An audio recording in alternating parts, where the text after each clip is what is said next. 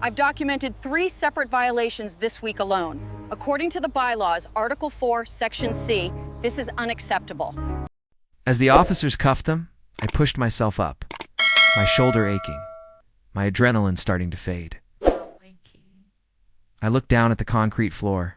There they were, the ring of master keys, glinting under the garage light. I calmly bent down, picked them up, and walked over to the lead officer. It was Sutton, the same cop from the porch standoff.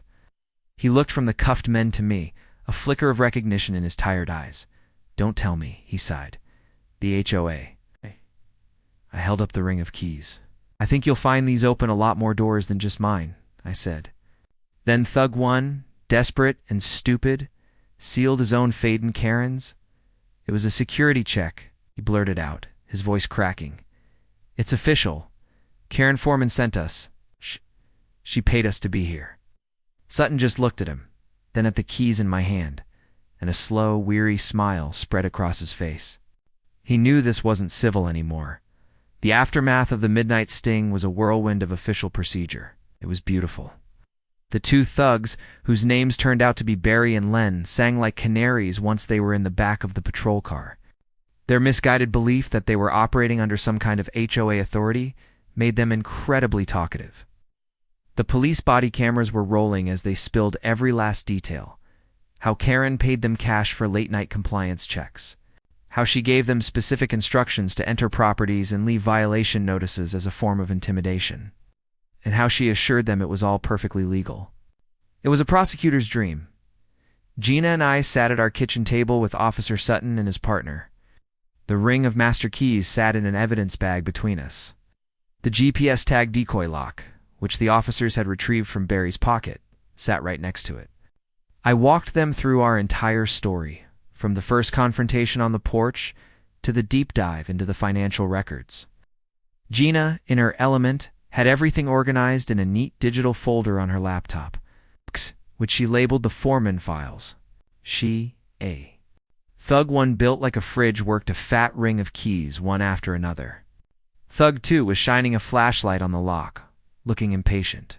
"Just use the master, you idiot." His voice came through the camera's microphone, tinny and sharp. Karen said M7 was the one for this section. Thug 1 found the key. There was a distinct click as the decoy lock turned. The door swung open. They were in my garage. My heart hammered against my ribs. I could hear Gina on the phone upstairs, her voice low and steady, talking to the 911 dispatcher. "Yes, they are inside the garage now. 2 males. My husband is in the house. Please hurry." I moved silently to the interior door that connected the kitchen to the garage. I locked the deadbolt, a real one, this time, and braced myself against it. My job was to be a barrier, to keep them out of the house itself. I could hear them shuffling around in the garage. "Okay," she said, "the violation is the main door lock." Thug 1 grunted. "She wants pictures, and she wants us to leave the final notice on the kitchen counter." Ow. They were planning on coming inside. The sheer arrogance was staggering. They weren't just trespassing. They were on a mission from their queen. Fully believing they had the right to enter my home and leave a threatening note. That's when my plan changed. Delay in document was good, but letting them get away with this, even if the cops were on the way, felt wrong. I needed that ring of keys. It was the physical proof that connected them directly to the master key scheme. I took a deep breath, locked the kitchen door, and swung it open. The overhead garage light flickered on. The 2 men froze like startled deer, their faces caught in the sudden glare. Thug 1 was holding the ring of keys. Thug 2 had his phone out, clearly about to take a picture. "Evening, gentlemen," I said, my voice much calmer than I felt. "Lost. The block party was last weekend." For a second, they just stared at me, dumbfounded. Then the bravado kicked in. "This is an official HOA inspection," Thug 1 snarled, puffing out his chest. "We have authorization." "Really?" I said, taking a step into the garage. "Because to me it looks like breaking and entering. Now I'm going to give you one chance to put those keys on the ground and wait for the police. We're about 2 minutes away." Thug 2 looked nervous, but Thug 1 just laughed. "You can't do nothing. We work for Karen." He took a step towards me, jangling the keys menacingly. That was his mistake. He underestimated the protective fury of a suburban tech guy whose family was sleeping upstairs. I wasn't trying to win a prize fight. I just needed the keys. Keys equal proof. Proof ends Karen. I feinted to my left, and as he shifted his weight, I lunged forward, not at him, but at his hand. I grabbed his wrist and twisted. It was clumsy, awkward, and totally effective. He yelped in surprise, his grip loosening. The heavy ring of keys clattered to the concrete floor. He shoved me back hard. I stumbled over a stray lacrosse stick and went down, my shoulder hitting the ground with a painful thud. He was on me in a second, his weight pinning me down. It's a blur. I'm not built for brawls. I managed to get a hand up and shove it into his face, pushing him back just enough to breathe. Thug 2, meanwhile, was having a crisis of conscience, just standing there frozen. That's when we all heard it. The unmistakable sound of sirens getting closer, fast. The fight went out of Thug 1 instantly. He scrambled off me, his eyes wide with panic. Cops. Let's go. He yelled at his partner. They turned to run out the side door, but they were too late. 2 police cruisers screeched to a halt in my driveway, their headlights flooding the open garage. 2 officers were out in a flash, weapons drawn. Police. Hands where I can see them. The 2 thugs froze, their hands shooting into the air. It was over. Inside, we were setting the stage. We installed a new high-def, night vision-capable security camera pointed directly at the side door from inside the garage. It was hidden behind a stack of storage bins. This was in addition to our existing doorbell camera out front. We wanted to see their faces. We cleared a path in the garage, making sure there was nothing to trip over. My plan wasn't to be a hero. It was to document, delay, and defend. The final piece of the puzzle was the GPS tracker. I activated it and linked it to an app on my phone and Gina's. We could now see the exact location of my old broken deadbolt on a map in real time. If that moves, we move the cops. For now, it showed a little blue dot sitting peacefully inside our garage. But we hoped that soon, that little dot would start to move. Waiting was the hardest part. Every creak of the house, every car that drove by, sent a jolt of adrenaline through me. We put the kids to bed, trying to act as normal as possible, reading them stories while our minds were racing. Was this crazy? Were we putting our family in danger? We talked it over in hushed whispers in our bedroom. What if they have more than just a key? Gina asked. What if they're actually dangerous? It was a real fear. They're bullies, not gangsters, I reasoned, trying to convince myself as much as her. Their power comes from a clipboard and intimidation, not violence. They think they're acting with the full authority of the HOA. They think they're untouchable. That's what we have to prove wrong. We agreed on the protocol. The second we saw movement on the camera, Gina would call 911. My job was to stay inside the house, create a barrier, and not engage unless absolutely necessary. The goal was evidence, not a fight. On the third night, it happened. It was just after midnight. I was downstairs on the couch, pretending to doze off in front of the TV.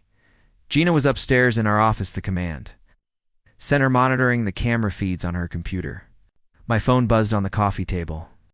A text from Gina, a single word. Movement. I muted the TV and sat up, my heart pounding in my chest.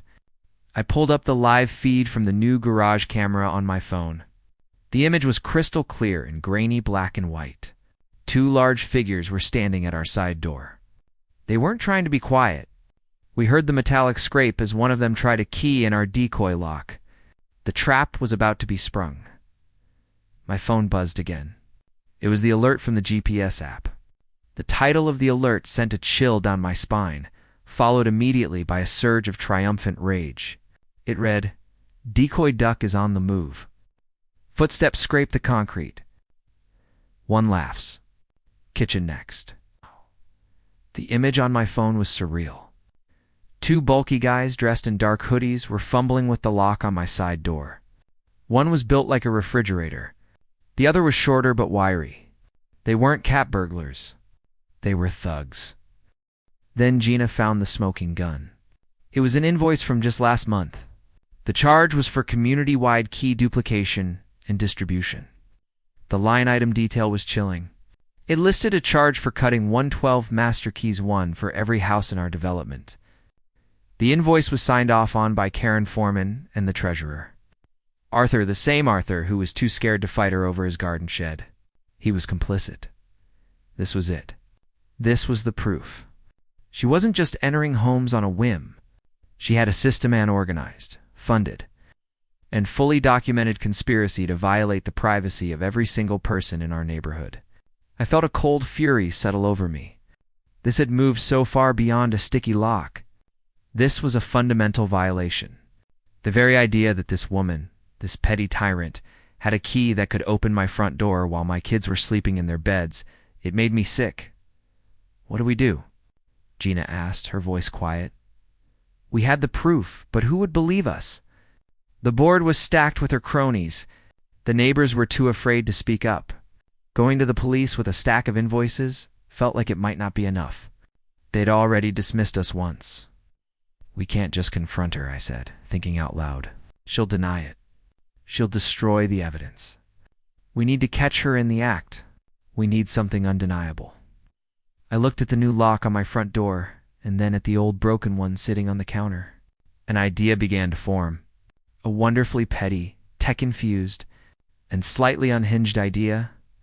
"I think," I said, a slow grin spreading across my face. "It's time to build a Trojan horse." The plan was simple, elegant, and just a little bit evil. I called it Operation Decoy Duck. Karen and her crew thought I had a new high-security lock on my front door. They were focused on that, but they didn't know about the side door, the one leading from the backyard into our garage. That door still had a standard old-fashioned deadbolt, and that was where we would set our trap. The first step was the hardware. I went online and ordered the smallest, most powerful GPS tracker I could find. It was designed to be hidden on cars or in backpacks, with a battery life of over a month. When it arrived, I got to work. I took the old, sticky deadbolt that I had originally replaced, the one that started this whole mess, and carefully hollowed out a small cavity in the back of the casing using my Dremel tool. It was a perfect fit. I nestled the GPS tracker inside, secured it with a bit of epoxy, and voila. I had a smart lock, just not in the way Silicon Valley intended. The next step was the bait. I needed to make them want to mess with that specific lock. So, I took to the neighborhood Facebook group, the very same one Karen used as her personal propaganda machine. I posted a picture of the side door. "Folks," I wrote, "you can't win them all. Fix the front door, but now the garage side door lock has completely seized up. Can't even get the key in. Guess I'll have to leave it unlocked until the locksmith can come back on Monday. Hashtag, don't TELLKAREN. I added a winking emoji just to sell the helpless suburban dad vibe. It was a calculated risk. I was essentially announcing to the world that one of my doors was unlocked. But I was betting that only one person would be crazy enough to take that bait. Gina played her part perfectly. She posted on the mom's text chain, "Ugh, Justin broke another lock. I swear that man is cursed. The garage side door is stuck wide open. I've propped a chair against it, but I'll be nervous until we can get it fixed." We were creating a digital trail of breadcrumbs leading right to our trap. We made a show of using the front door exclusively for the next couple of days. We even struggled with a non-existent sticky lock on the garage door a few times when we knew our next-door neighbor. One of Karen's known spies was out gardening. It was theater, and we were giving the performance of our lives. "Oh, she is clever," I muttered, reading the email over Gina's shoulder. "She thinks she can price us out of our own rights." "Cute," Gina said, her fingers already flying across the keyboard. "But she doesn't know who she's dealing with." Gina's day job was in project management for a massive logistics company. She ate spreadsheets for breakfast and navigated corporate red tape for fun. Karen Foreman was an amateur. Gina sent back a polite but firm email agreeing to the fee, but noting that we would be deducting it from our annual HOA dues, and attached a copy of the relevant state statute on homeowner association transparency checkmate 2 days later. A thick manila envelope was dropped on our doorstep. No note, no return address, just the documents. We spread the papers across our dining room tabula. Deliberate mess. A jumble of receipts, invoices, and ledgers designed to be incomprehensible. But we had a starting point. Mr. Henderson's tip. Liberty Lock and Safe, I said. Gina started flipping through the pages. Got it, she said, pulling out an invoice. And then another, and another. The name was everywhere. The charges were astronomical. Quarterly master key maintenance, $2,500. Emergency wrecking services for Unit 1 to B, $800. Community-wide security audit and tumbler. Alignment, $5,000. The jargon was impressive, and the numbers were even more so. PSA, tumblers don't need alignment. That's not a thing? Tumbler alignment? I scoffed. Not a real thing. I pulled out my laptop. Time for the tech guy to go to work. I started digging into Liberty Lock and Safe. The address on the invoice was a post office box in the next town over. There was no website, no phone number listed online. It was practically a ghost. But a business has to be registered with the state. I accessed the state's corporate database and searched for the name Bingo, Liberty Lock and Safe LLC, registered 3 years ago. Right after Karen was elected HOA president, the registered agent and sole proprietor, Jules Foreman. Gina, I said slowly. What's Karen's husband's name? Mark, she replied, not looking up from an invoice. Why? And does Mark have a brother? She paused. I think so. Yeah, a cousin or brother or something. He was at their Christmas party once. Kind of a sleazy guy. Why? I turned the laptop screen towards her. Because I think we just met Cousin Jules. He owns the locksmith company that our HOA has paid over $30,000 to in the past 2 years. Gina stared at the screen, her eyes wide. Her brother-in-law, she whispered. It's a kickback scheme. She's funneling our dues to her own family. It was all there. The inflated charges, the made-up services, the shell company. She wasn't just a power-mad bully. She was a crook. We spent the rest of the night digging deeper, cross-referencing dates and amounts. The picture became clearer and more disturbing with every invoice we examined. Every time someone moved out of the neighborhood, Liberty Lock and Safe was paid a hefty fee to rekey the property to the community master. Every few months, there was a massive maintenance fee. It was a steady stream of our money flowing directly into her family's pockets. And in return, she got what she wanted most. A master key. A key to every single front door. Later, she filled me in. The stories were all whispers, shared in confidence. One woman, Maria, said Karen had once used a key to let herself into her garage to inspect her new storage shelves.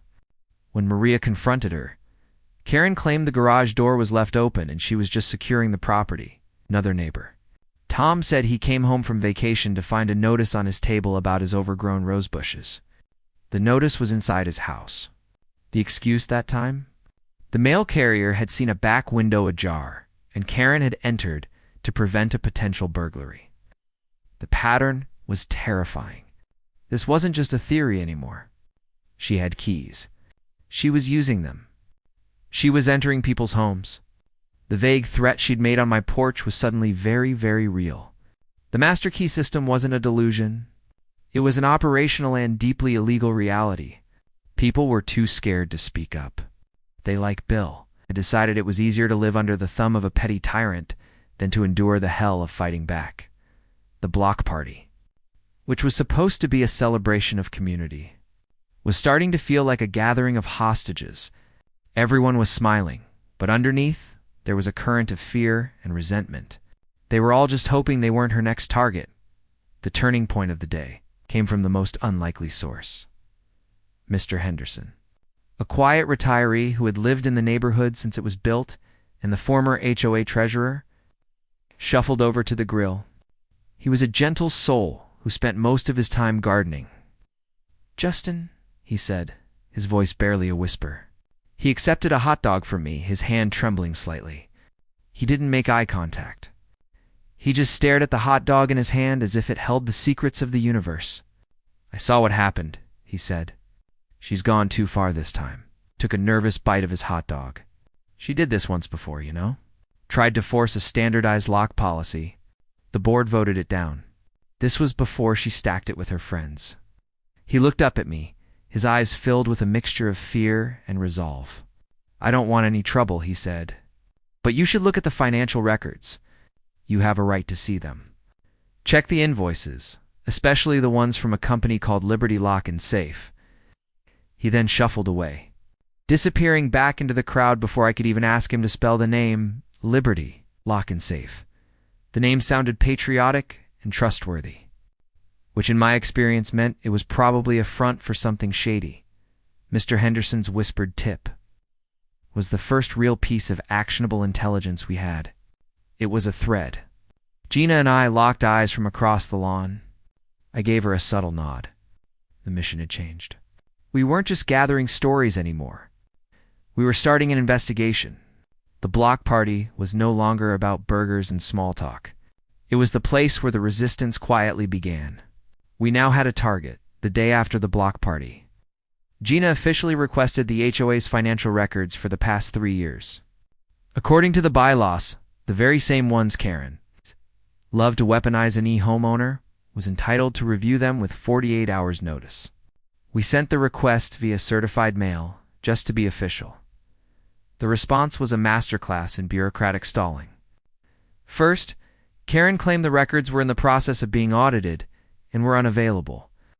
When Gina replied, citing the specific bylaw and the legal requirement to produce them, the story changed. Now the records were stored off-site for security reasons. Retrieving them would require a special administrative fee. The fee was, coincidentally, $500, the exact amount of my fine. We didn't know it then, but the battle had moved from the front porch to a much bigger stage. The fine wasn't the point. It was the principle, and we were about to find out just how far Karen was willing to go to enforce her principles, and how far we were willing to go to defend our own. The violation notice was just the opening shot. The annual neighborhood block party was the following weekend. Normally, I approach this event with the enthusiasm of a man heading for a root canal. It's forced small talk and lukewarm hot dogs. But this year, it was different. This year, the block party was a reconnaissance mission. We had a plan. Divide and conquer? I was assigned to grill duty, a strategic masterstroke. The grill master is the neutral heart of any block party. People come to you. They hover, waiting for their burger, and they talk. You just have to listen. Gina's mission was more surgical. She runs the neighborhood text chain for moms, a rapid-fire information network that could rival the CIA. She would be moving through the crowd, gathering intel with surgical precision. I stood there, spatula in hand, flipping burgers, and trying to look approachable. My first visitor was Bill, from 3 doors down. Bill was a nice guy, but perpetually nervous, the kind of man who probably apologizes to furniture he bumps into. He sidled up to the grill, glancing over his shoulder as if expecting a sniper to take him out. "Hey, Justin," he whispered. "Saw the video. That was really something." "Could say that," I said, pressing a burger down on the grill. "Pretty wild Saturday morning." Bill leaned in closer. "Listen, be careful with her.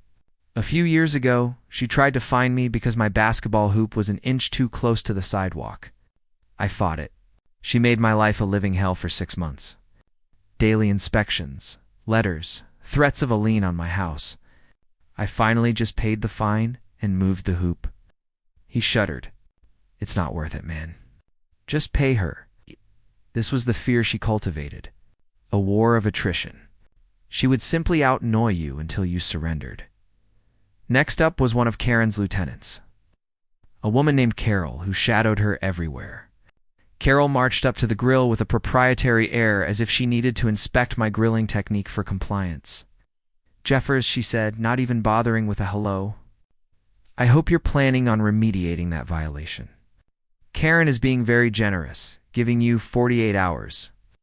"Generous is one word for it," I replied, my voice dripping with fake cheerfulness. "I'm still trying to find the rogue locking mechanism aisle at Home Depot." She didn't get the joke. She just sniffed, grabbed a burger, and marched off, probably to report my sarcastic tone. While I was dealing with the foot soldiers, Gina was working her magic. I watched her across the lawn, chatting with a group of moms. She was laughing, sharing stories about the kids, looking completely at ease. But I knew better. She was gathering data points. She pulled out the giant 3-ring binder we'd been given when we bought the house, the HOA covenants. Conditions and restrictions, the CC and ERESA documents so dense and boring it could be used as a sedative. We spent the next hour poring over the fine print, fueled by coffee and a growing sense of indignation. We were looking for the rule I had supposedly broken. We found rules about lawn height, fence color, mailbox design, and the number of decorative flamingos one could legally display. The answer was 0. Tragically, finally, buried deep in a section about exterior maintenance, we found it, a single, vaguely worded sentence.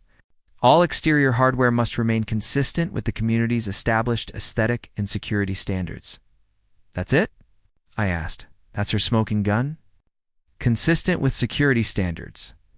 What does that even mean? Gina tapped the page. It means whatever she wants. Classic power grab.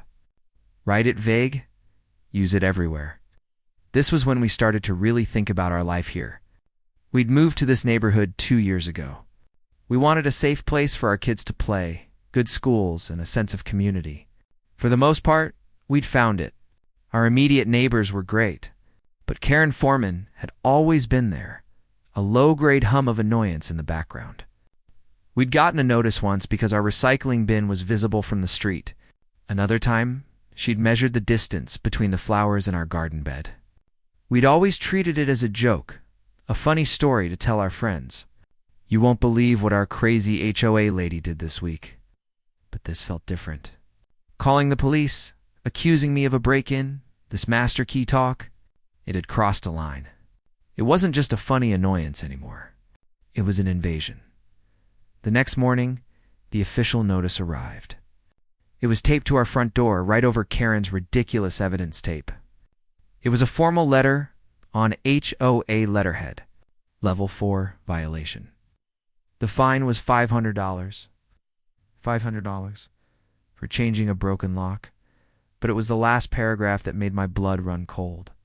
It stated that failure to remediate the violation within 48 hours would result in further action. Remediate? I said aloud. What does she want me to do? Put the broken lock back on?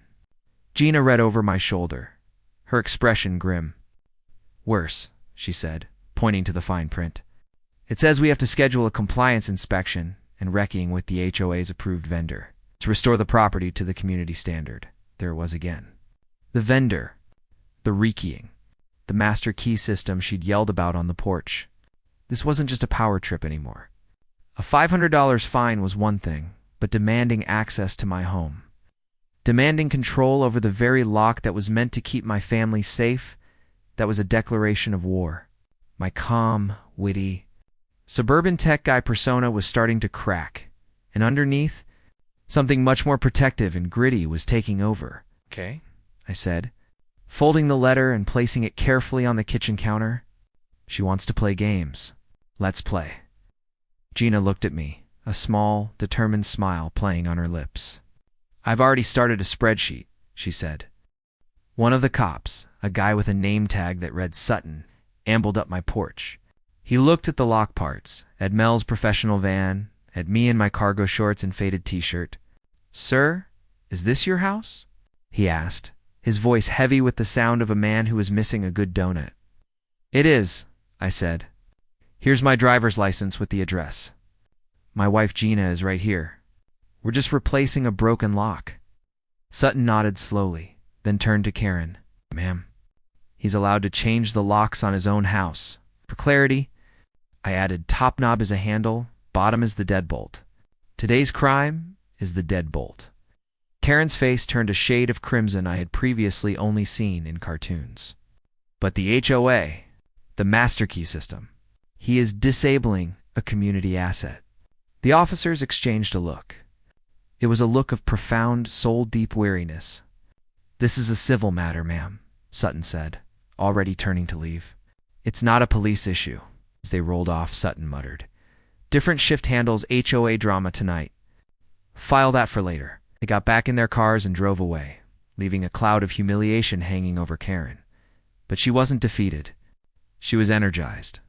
As they left, she pointed her finger at me, her voice a low hiss that carried across the perfectly manicured lawn. "You have no idea what you've just done, Jeffers.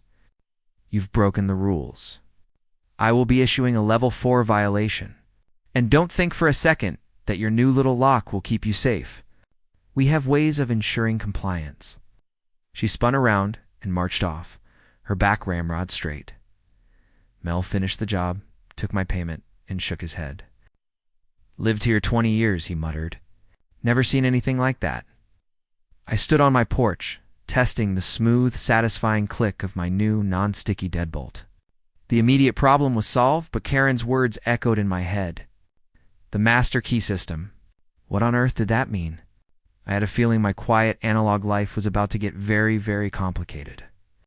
The battle for my front door had just begun. That night, the internet came for us. Karen, true to form, had edited her live stream of the Great Lock Standoff into a piece of suburban propaganda. She posted it on the official neighborhood Facebook group with the title, "Resident Endangers Community with Rogue Hardware." Filming my porch from my property line after I told her to stop. That's harassment. The comments cheered her on. Anyway, the video was a masterclass in creative editing. It featured extreme close-ups of my face looking confused, which she'd labeled defiance. It had slow-motion shots of Mel's drill, underscored by ominous music you'd normally hear in a shark documentary, and of course it featured her, the brave hero, calmly explaining to the unresponsive police officers how my actions were a threat to everyone's safety. The comment section was a war zone. We save every post and timestamp for the harassment report. Her loyalists. A handful of busybodies we called the Carentourage chimed in with supportive comments. "Thank you for protecting us, Karen. Some people have no respect for the rules." But then there were the other comments, the quieter ones. A lot of confused face emojis. A few brave souls asked simple questions like, "Don't people have a right to change their own locks?" These were quickly shouted down by the Carentourage, who accused them of being accomplices to anarchy. Gina and I sat on the couch, my laptop balanced between us, scrolling through the digital carnage. "She called the new deadbolt a rogue locking mechanism," I said, shaking my head in disbelief. "It sounds like a villain from a cheap sci-fi movie. Beware the rogue locking mechanism." Gina wasn't laughing. She was in full analyst mode. "She's not just crazy, Justin.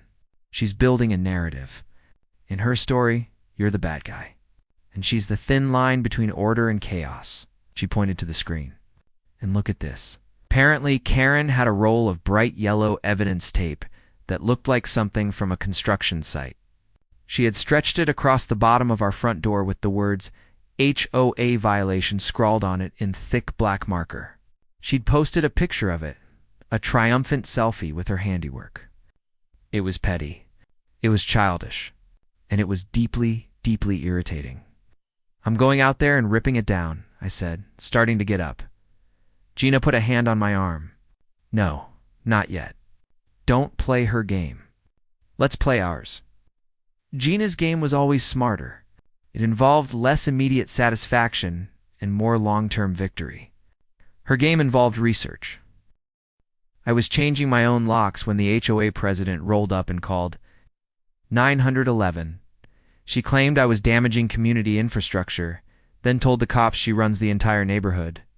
So, I pulled out my deed and let her embarrass herself in front of everybody. Let me show you how this unfolded. It all started with a sticky lock. You know the kind? The one where you have to jiggle the key just right, lean your shoulder into the door, and whisper a small prayer to the god of tumblers and pins just to get inside your own house. After a week of fighting it, I'd had enough. I'm Justin Jeffers. I work in tech, which means I spend my days solving complex digital problems so that I can come home to my quiet analog life in the suburbs and not have to think at all. A sticky lock was an unacceptable breach of my peace, so on a bright Saturday morning, I called a locksmith. A nice guy named Mel, with a van full of tools and a reassuringly calm demeanor. He was on my porch, humming to himself and dismantling the old deadbolt. When the storm arrived, the storm's name was Karen Foreman. Karen was our HOA president. That title doesn't quite capture the essence of her. Imagine a drill sergeant crossed with a high-strung parrot, given a clipboard and a god complex. She moved through our neighborhood, a self-pointed whirlwind of beige authority, documenting violations like grass that was a 1/4 inch too tall or a trash can left out for 7 minutes too long. She didn't walk. She marched, her visor pulled down low, like she was scanning for enemy positions. And that morning, my front porch was enemy territory. She materialized at the edge of my lawn, phone held up, already recording. "What is going on here?" she boomed. Her voice had this unique quality, a screech that could curdle milk from 50 paces. I gave her a placid smile. "Morning, Karen. Just getting a new lock put in." The old one was sticking, while the locksmith, bless his heart, didn't even look up. He just kept working. This, apparently, was the wrong answer. "You're doing what?" she shrieked, marching up my walkway. "You did not submit a Form 7B for architectural modification. All exterior hardware must be pre-approved by the board. I authorize every door in this neighborhood," she shrieked, pointing like her clipboard was a badge. "I'm sorry, what?" I blinked. I must have misheard. "Authorize my door? Karen, it's my door. It came with the house. I own it." My wife, Gina, appeared behind the screen door, holding 2 glasses of lemonade. Gina is the brains and the backbone of our operation. While I bring the petty creativity, she brings the receipts, the spreadsheets, and the unshakable calm of a woman who has successfully negotiated a peace treaty between 2 warring toddlers over a single blue crayon. She's my rock. She gave Karen a polite, tight-lipped smile. "Karen, what seems to be the trouble?" Karen pointed a trembling finger at the new shiny deadbolt sitting in its box on my porch railing. "That is the trouble. That is an unapproved, non-standard locking mechanism. It's a violation." I chuckled. I couldn't help it. "It's a deadbolt, Karen. It's the same brand as the old one, just not broken. Are you going to fine me for home maintenance now?" Her eyes narrowed. "You think this is funny, Justin? You are compromising the integrity of the community security protocol." "Which protocol?" I asked. She tapped her clipboard. "Approved vendor only. 1 key for compliance." That phrase stuck like a splinter. Before I could ask what a security protocol for a bunch of suburban houses entailed, she did something truly breathtaking. She pulled out her phone, tapped the screen, and said in a loud, dramatic voice, "Yes, I need to report a break-in. In progress." From her phone, the dispatcher's voice was audible. "The homeowner is breaking into his own house. Beat units will respond. Please step off his property." My jaw dropped. Gina's eyes went wide. Mel the locksmith finally stopped his work and stared at her. "Ma'am, who is breaking in?" I asked, my voice dangerously level. She looked me dead in the eye, her own phone still recording my face. "You are. You are illegally entering your own property with an unauthorized device." It was the most magnificently stupid thing I had ever heard.